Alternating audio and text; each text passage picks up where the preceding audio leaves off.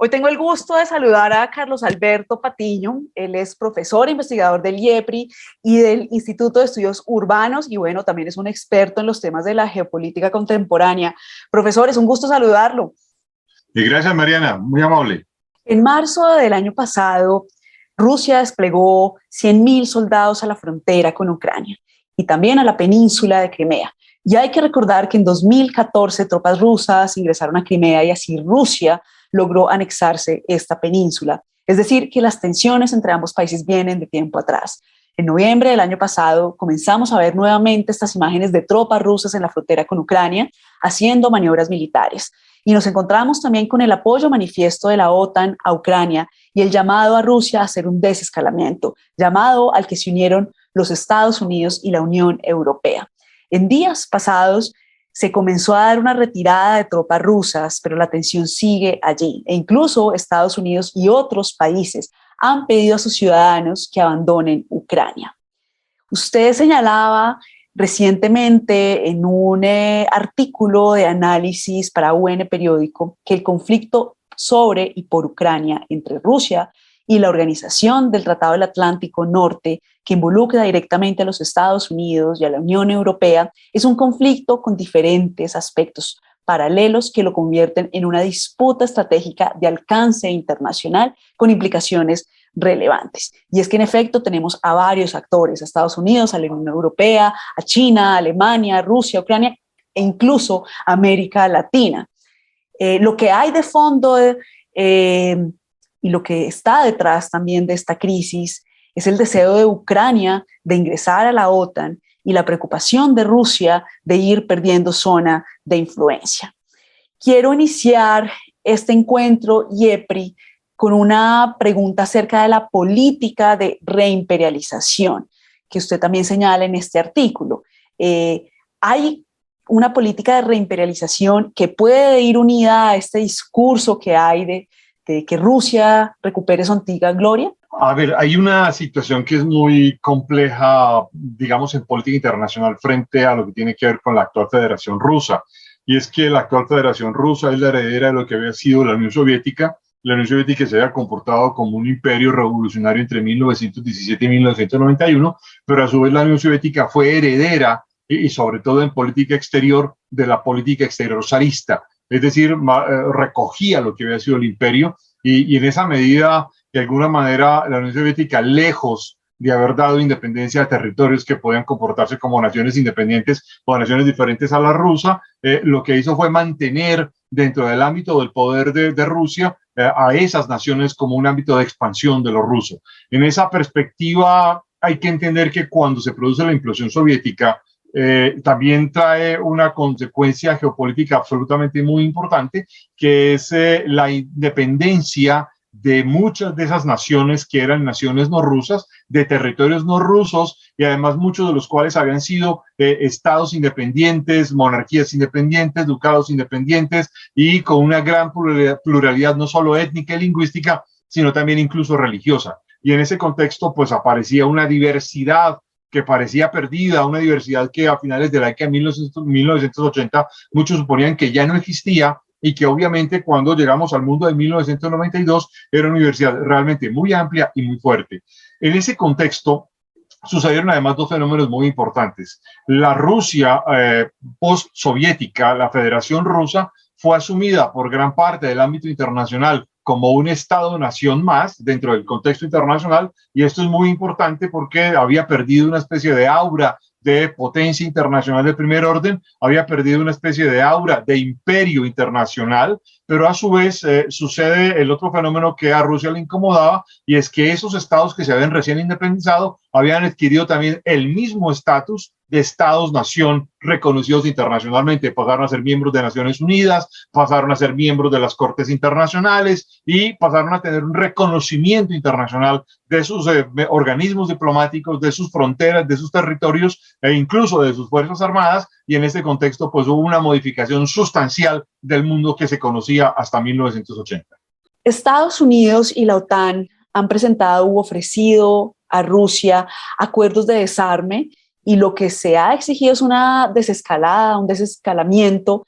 para facilitar esta negociación, para facilitar el diálogo. ¿Qué se podría esperar de esta propuesta? Y también una pregunta ligada a esta es, ¿qué se puede esperar de las decisiones que tome el Consejo de Seguridad de las Naciones Unidas en relación a este tema, a esta crisis? Ahí también, digamos, aquí dos momentos distintos. Uno es lo que fue la Federación Rusa bajo el gobierno de Boris Yeltsin, muy pragmático, además, entre otros, porque le tocaba recoger los pedazos de lo que había sido la Unión Soviética. Y cuando digo así es porque había quedado fragmentada la capacidad de producción industrial, la capacidad de producción agropecuaria. No, la Unión Soviética estaba completamente en quiebra, no solo por la implosión, sino que la Unión Soviética ya atravesaba una situación económica muy difícil desde la década de 1970, algo que había reconocido Mikhail Gorbachev cuando fue elegido secretario general del Partido Comunista de la Unión Soviética en 1985 e intentó remontar la crisis económica haciendo reformas económicas de fondo, que además fue muy paradójico porque la Unión Soviética intentaba modernizarse a la vez que China con Deng Xiaoping estaba ensayando una vía económica completamente distinta a lo que algunos han llamado una especie de socialismo de mercado y se internaba en los ámbitos del capitalismo estatal, digamos, de manera muy abierta. De un lado, digamos, estaba esta crisis económica profunda y en ese mismo contexto Boris Yeltsin también logró arrancar una serie de acuerdos más que certificados firmes o en piedra de que obviamente habría una especie de claridad de la esfera de influencia rusa frente a cualquier posible expansión de la OTAN. En ese contexto era prioritario ofrecer ayuda económica para el desarme nuclear de la ex Unión Soviética, pero con un problema adicional que era muy importante, es que gran parte de las armas nucleares soviéticas habían quedado en territorio de un estado distinto a la Federación Rusa, habían quedado en la nueva República de Ucrania. Y en ese contexto, donde además se había sucedido uno de los fenómenos más brutales, que había sido la explosión de la planta atómica de Chernóbil, y en este contexto pues aparecía uno de los problemas más delicados de lo que pudiera, digamos, suceder,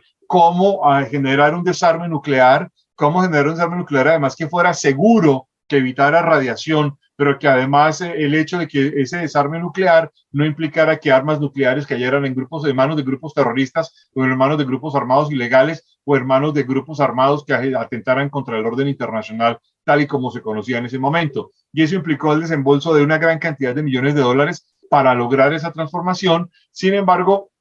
hay un segundo momento muy importante que es la llegada al poder de Vladimir Putin, que de alguna manera cambia fuertemente las políticas que hasta ese momento había llevado adelante Boris Yeltsin. Ya lo dijimos, hay muchos actores, hay muchas potencias involucradas en esta crisis. Estados Unidos y Alemania han buscado estar coordinados en las respuestas, en las decisiones. Aún así, uno se pregunta por el papel que cumple Alemania o el papel que se esperaría que jugara Alemania en esta crisis en Ucrania, teniendo en cuenta un par de aspectos. Por una parte, la lógica armamentista y esta reticencia que ha tenido Alemania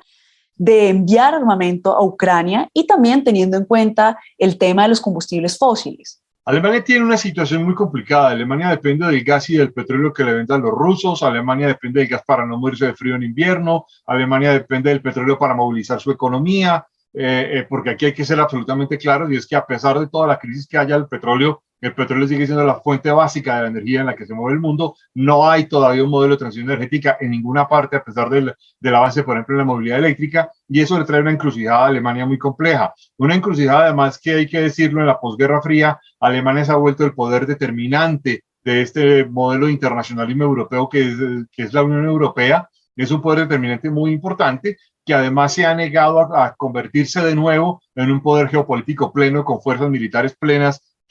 entre otras porque los fantasmas de la Segunda Guerra y de Primera Guerra Mundial siguen presentes. Aquí hay que recordar que en muchos momentos a muchos círculos europeos de todo el espectro político, de un lado hasta el otro, ha generado muchos temores de que Alemania pueda reactivarse, e incluso la reaparición de un partido político radical de derechas como el AfD, la Alternativa para Alemania, genera realmente muchos temores en todo el espectro político del resto de Europa, y eso hace que Alemania tenga pues una posición, digamos, muy ambigua. Esta crisis además se da en un momento muy complejo de la política alemana, que es la salida de Angela Merkel, que estuvo 16 años en la Cancillería, una mujer de formación científica que además tenía claro qué significaba el armamento que se juega en Europa y que está puesto en Europa, que además tiene claro que Alemania depende de la seguridad que le brinda la OTAN y en ese contexto, de manera específica, la seguridad que le brinda a los Estados Unidos,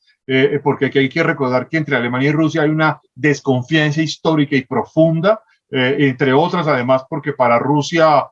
para Rusia y para Alemania hay un punto fundamental que son los acuerdos de Potsdam de finales de la Segunda Guerra Mundial, por el cual Alemania perdió todo el territorio de Prusia Oriental, lo que conocemos como Kaliningrado, por los cuales que, digamos, Joseph Stalin se lo abroga como territorio de la Unión Soviética y que hoy pertenece obviamente a la Federación Rusa, que es visto por los europeos como una especie de territorio amenazante, una especie de avanzada estratégica rusa. Y en ese contexto Alemania tiene, digamos, demasiados elementos que hacen que tenga que tener un papel muy diplomático, un papel muy medido y a la vez también genera cierta ambigüedad. Ambigüedad que se ha visto en el nuevo canciller Olaf Scholz y en el lenguaje, en la diferencia entre Olaf Scholz y la ministra de Relaciones Exteriores actual, que, digamos, muestra una especie de intentar mantener un lenguaje diplomático, no arriesgar el suministro de gas y petróleo ruso, pero tampoco convertir en una posición amenazante, pero tampoco aceptar las posiciones de fuerza que Rusia quiere mantener, de forma tal que Alemania juega un papel de equilibrio muy complejo en la actual coyuntura. El secretario de los Estados Unidos, Anthony Blinken, mencionó hace poco que Estados Unidos tenía la voluntad o tiene la voluntad de resolver esta crisis por vía diplomática, pero también estaría dispuesto a otro tipo de medidas, como sanciones económicas, si Rusia tomaba el camino de la agresión. ¿Qué se puede esperar de Estados Unidos en esta crisis? Aquí hay una situación muy complicada que, digamos, a muchos se les suele olvidar y quiero retomar esto con la primera pregunta que me hacía frente a la reimperialización. La política de Vladimir Putin, tal como lo han señalado varios expertos, entre ellos quiero mencionar a una señora muy importante que es Agnia Grigas, una mujer de los países del Báltico, experta en energía, que además ha demostrado con claridad que Rusia, sobre todo bajo el gobierno de Putin, viene planteando una política de reimperialización, es decir, recuperación de antiguos territorios considerados de la esfera y de la órbita rusa, y en este contexto se inscriben dos guerras muy importantes, la guerra de Georgia en agosto de 2008 durante los Juegos Olímpicos de Beijing y la guerra de 2014 o la toma violenta de 2014 sobre la península de Crimea, que además terminó abriendo la guerra actual en Donetsk y Lugansk, las zonas que se conocen como Donbass dentro de Ucrania, la Ucrania oriental, habitadas por donde aparecen unas milicias prorrusas muy importantes y en ese contexto pues aparece, digamos, un hecho que es fundamental y es que en ese, digamos, dimensión aparece la pregunta es ¿cuál es el papel de Estados Unidos frente a garantizar o no la seguridad internacional? La crisis de Crimea de 2014 dejó en claro que Estados Unidos no estaba dispuesto a ir a la guerra por la península de Crimea. Es más, algo que la opinión pública, sobre todo en América Latina, conoce muy poco, es que en ese momento hubo una especie de revisión estratégica de qué significó la guerra de Crimea en la segunda mitad del siglo XIX. Y hay que recordar que muchísimos militares europeos no están dispuestos a ir a una guerra y no estaban en ese momento dispuestos a ir a una nueva guerra de Crimea, porque obviamente esto implicaría una guerra de orden internacional muy fuerte, que no habría, digamos, un paralelo desde la Segunda Guerra Mundial para entender qué significaba un enfrentamiento militar de ese estilo, entre otras, porque los ejércitos europeos no están preparados para ese asunto, los estados europeos no están preparados para ese asunto, y si acaso lo podrían estar en el marco de la OTAN con todos los problemas que haya. El segundo o tercer elemento que tengo que señalar es que el gobierno del presidente Donald Trump en los Estados Unidos entre 2016 y 2020 fue un gobierno desmovilizador de los compromisos de Estados Unidos en la seguridad europea en el marco de la OTAN y en ese contexto pues apareció una especie de debilidad creciente. Entonces, claro, en ese mismo contexto Donald Trump se negó a tomar decisiones fuertes por la pérdida de Crimea alrededor de Ucrania y obviamente implicó una serie de situaciones por ejemplo, sacó un personal militar importantísimo de Alemania, lo movió más o menos algunas de esas unidades hacia Polonia, pero digamos era muy ambiguo. Joe Biden pareciera tener mucho más claro el compromiso de Estados Unidos o la responsabilidad de Estados Unidos a la firma de la OTAN y a la firma de la responsabilidad de los Estados Unidos con la seguridad de Europa Occidental al final de la Segunda Guerra Mundial, y esto es lo que se está poniendo en crisis. De hecho, no en vano, el ministro de Defensa de Lituania a comienzos de enero señalaba que esta era la crisis más importante que Europa había vivido desde la Segunda Guerra Mundial. Y lo que es cierto es que lo que está en juego sobre el terreno europeo realmente es muy fuerte. Pasemos ahora a la relación Rusia-China, a ese vínculo en este contexto de crisis. ¿Se favorece China de esta crisis en Ucrania? La República Popular China contemporánea tiene, digamos, es una potencia global de primer orden. De hecho, hay muchos que, como Graham Allison, por ejemplo, piensa que hay una especie de posicionamiento de la China contemporánea como gran potencia y hay una especie de tete a tete